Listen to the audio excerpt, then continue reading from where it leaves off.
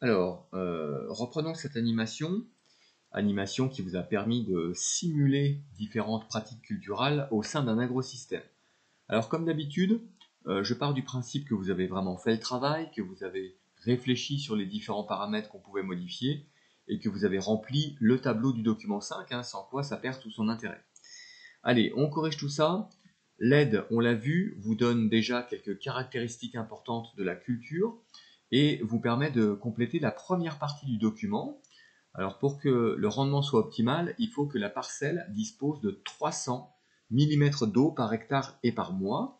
Concernant les sels minéraux, l'apport optimal d'azote est de 180 kg par an, celui de phosphore 80 et pour le potassium c'est 65 kg. Une fois qu'on a pris connaissance de ces données, on peut se lancer dans la culture.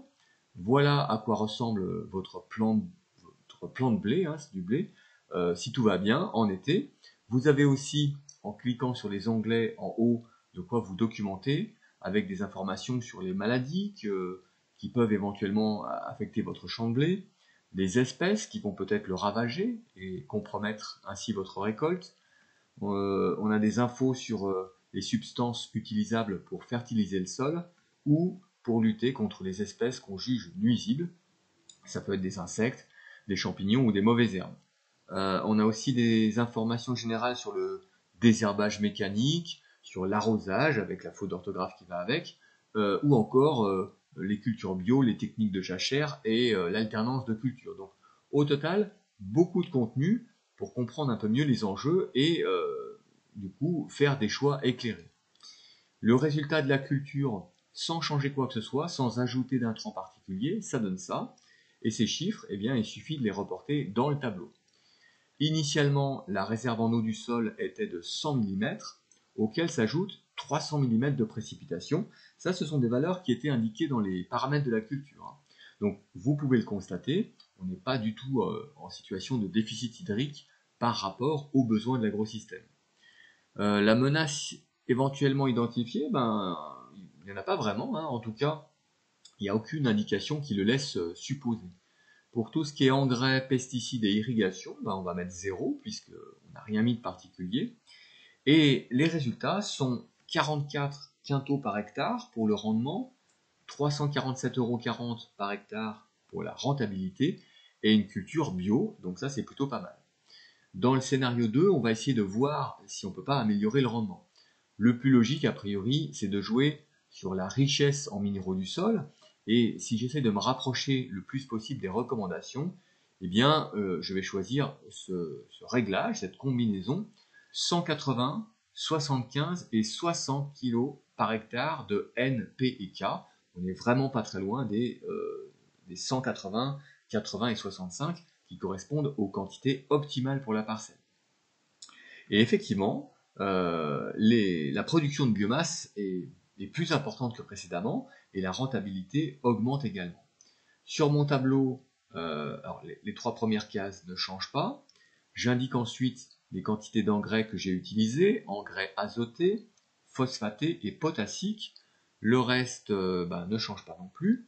Je reporte la valeur du rendement, donc 101 quintaux par hectare, de la rentabilité, donc c'est mieux qu'avant, mais je vous le signale quand même, on peut faire encore mieux en réduisant un tout petit peu la quantité d'engrais. Alors ça va faire baisser légèrement la production, mais ça va aussi augmenter la rentabilité. Donc au final, si vous faites les calculs, eh bien vous allez vous retrouver gagnant encore un peu plus que dans cette situation. Je vous laisserai bien sûr chercher vous-même ces valeurs, si toutefois vous ne les avez pas déjà trouvées. L'inconvénient ici, c'est quand même la quantité non négligeable d'azote qui va être lessivée, c'est-à-dire qui ne sera pas retenu par le sol, mais qui sera éliminé, entraîné par les eaux de ruissellement. Donc cet azote, eh bien, il est susceptible de se retrouver dans un cours d'eau ou dans une nappe phréatique, ce qui peut constituer une forme de pollution. Alors retenez bien cette idée parce que je vous montrerai quelque chose en lien avec ça tout à l'heure. Pour le scénario 3, on peut aller voir du côté des menaces. Alors c'est l'option 2 sur l'animation. Ces menaces peuvent être de différentes natures. Alors c'est en lien principalement avec des infestations par des espèces nuisibles ou des problèmes d'approvisionnement en eau. Alors vous pouvez en choisir une en particulier, celle qui vous intéresse, ou alors laisser le hasard faire les choses. Cette menace, elle peut être constituée par exemple par ces pucerons. Alors, on a vu ce genre d'insectes déjà, et certaines variétés de pucerons s'attaquent directement au blé.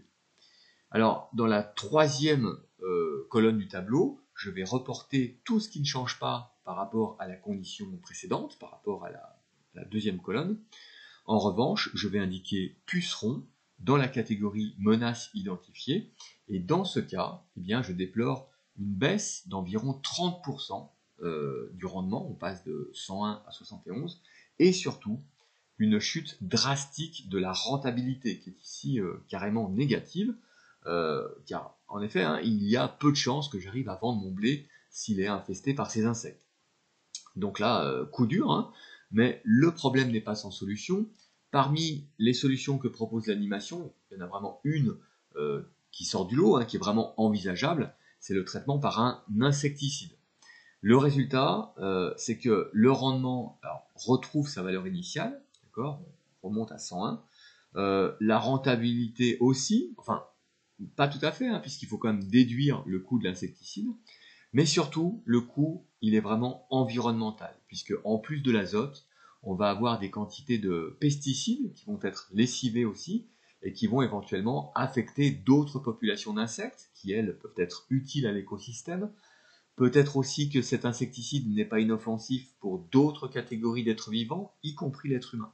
Donc ça, c'est vraiment un problème réel. On aurait pu envisager une lutte biologique en introduisant un prédateur naturel des pucerons, comme les coccinelles par exemple, mais malheureusement cette option n'est pas proposée par la ressource, qui est quand même assez limitée, c'est un modèle numérique très imparfait, mais bon, ça vous permet quand même de réfléchir sur ces questions. Voici à présent le résumé des connaissances à retenir pour l'ensemble de l'activité. C'est le moment de mettre la vidéo sur pause pour recopier tout ça.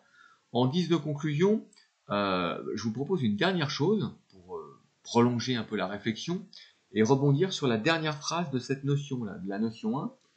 L'augmentation de la production agricole s'accompagne parfois d'effets indésirables sur l'environnement, la biodiversité et la santé humaine. Alors, on en a déjà un petit peu parlé, mais je vous invite à regarder une petite vidéo, c'est très court, moins de 2 minutes, c'est produit par France Inter, et ça parle du problème des algues vertes en Bretagne, dont la prolifération est en lien direct avec les agrosystèmes intensifs qui sont exploités là-bas.